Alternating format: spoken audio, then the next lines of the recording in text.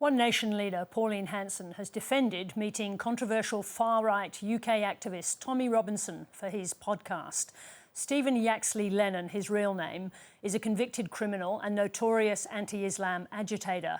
He's been criticised by UK authorities for inflaming racial tensions, including recent racial attacks in Belfast. On Channel 7 last night, Senator Hanson was shown driving through Luton, northwest of London, with Robinson. From this point, every shop, every business, every home, everything is Muslim. No, I don't want this happening in Australia. Oh. Well, it's going to happen. No, it's happening. Hanson has been in Europe for a few weeks. She gave a speech at a right-wing conference and lit up the internet with pictures of her poolside in Italy with Australian mining magnate Gina Rinehart. One Nation's Barnaby Joyce joins me now. Welcome to the programme, Barnaby Joyce. I don't know whether you do welcome me, but let's have a go. Well, do you endorse Pauline Hanson's enthusiastic pledge to bring far-right extremist, Putin supporter, convicted criminal Tommy Robinson to Australia?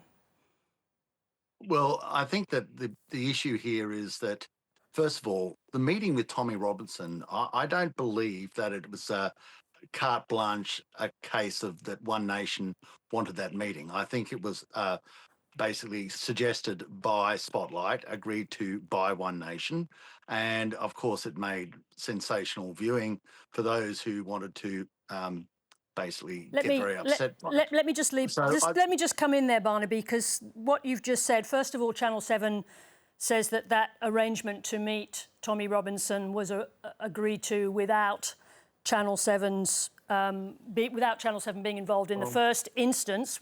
Hold on, but even if I've spoken to Channel 7 today, and they're very clear about that. I've read the emails, and I have a different opinion. I don't think it was categorical at all. I think that they were, after Nigel Farage fell out of the interview, they had a space to fill. They made the suggestion and One Nation agreed. But isn't it far more important that whoever decided that this was to take place, that Pauline Hanson has the ability and the agency you would expect for a politician hoping to be Prime Minister to make a decision based on her own judgment about whether to do a podcast and then have an extended period of time spent with Tommy Robinson travelling through a suburb of London and a suburb outside London? I don't think Pauline went over there with a sort of a bio on Tommy Robinson. I acknowledge that there are some things that Tommy Robinson has done which are basically against the law. I mean, you can't kick an off-duty policeman in the head, and I'm not suggesting that there's any condonement of that whatsoever. What I do take out of this, though, is Tommy Robinson would not exist if there wasn't such a fracture, such a heat within English society that has given support. Yeah, but Barnaby Joyce, Tommy we're talking Robinson. about Pauline Hanson's decision and the things that she said in her podcast and in her sessions with Tommy Robinson, not the conditions in England. As we saw in the clip that we played, Pauline Hanson was filmed driving through an area in the UK with Muslims and with Muslim shops, similar to what you might see in Sydney or Melbourne. She expressed her disgust at what she saw. She said, Muslims breed and the taxpayer pays. Do you, Barnaby Joyce, agree with her characterisation of Australian Muslims? She also said that obviously it's not a case of every person of the Islamic faith. There is an issue in Australia that if people go into a form of balkanisation where there's not an assimilation, where you go into a form of an alternate culture which is at odds with the egalitarian ethos of Australia, then that creates massive problems. And we saw that at Bondi. You can't get a greater example, nor can you deny that Bondi didn't happen. It did. And the unfortunate thing there is those people who murdered believed that they were doing the right thing. They had no qualms about it. They thought they were doing God's work. In this instance, Barnaby Joyce, your leader, you say she didn't know what she was doing. She didn't know his full bio. It's easily available on the internet, so I'm not accepting that. But she's endorsing. She's endorsing a man with an... I'll answer the question when you finish. I will. Matter. Thank you very much. You might as well let me answer it. With an extensive criminal record for violence and fraud, condemned by UK authorities for encouraging race riots and retribution against minorities. My question to you, Barnaby Joyce, is that not a red line? Question, no matter what you say, I'm going to answer your first question. Is that not a red line for you? Okay, I'm going to answer your first question now. I didn't say that she went over there with no knowledge. I said she didn't go over with a bio of everything that Tommy Robinson had done. I believe that there is not a condoning of every action of Tommy Robinson. I don't think that was ever said. I believe that what is so important there is when they did go to sections of the suburbs and saw something that was ultimately not a reflection of what most English people would see as England. It's a sign that of where basic society has fractured into two. We also hear areas now where councils are having debates whether they have to speak in English. I mean, this is untenable.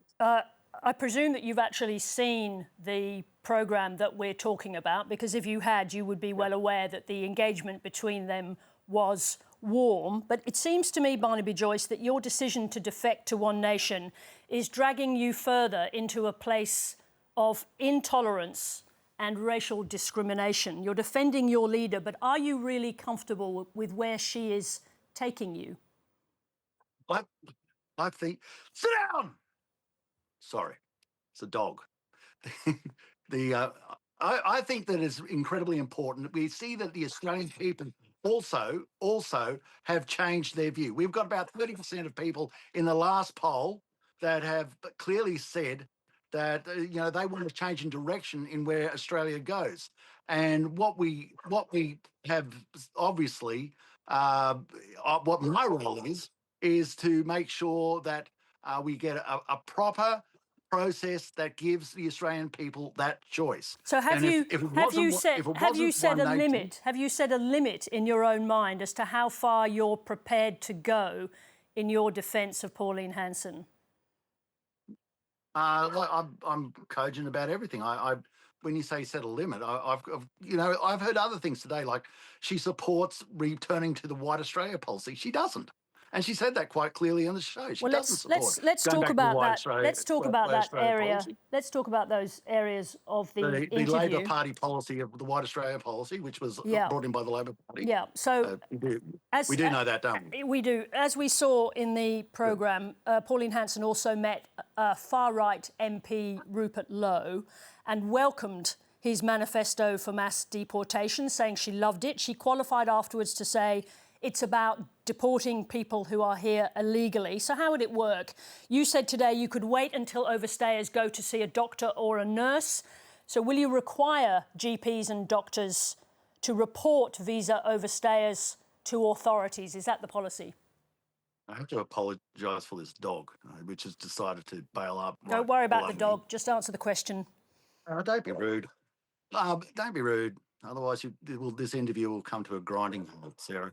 So, what was the question, actually? So, is it your policy that you're going to require GPs and hospital doctors to report overstayers to authorities? No, Sarah, that's ridiculous. What I've basically said, illegal immigrants, unless you want to keep illegal immigrants here, then there's no point in calling them illegal. If they're illegal, they're not supposed to be in Australia. That's why they're termed illegal immigrants. Yes, sir. And people who are illegal immigrants should be sent home to wherever they come from. The question is, and it was quoting you. That's the actual answer. The question is quoting you from earlier today. How are you going to do it? You suggested today you could use the medical system to identify them. From time to time, of course, they're going to come across all range of things, whether it's health issues, whether it's parking fines, whatever it is.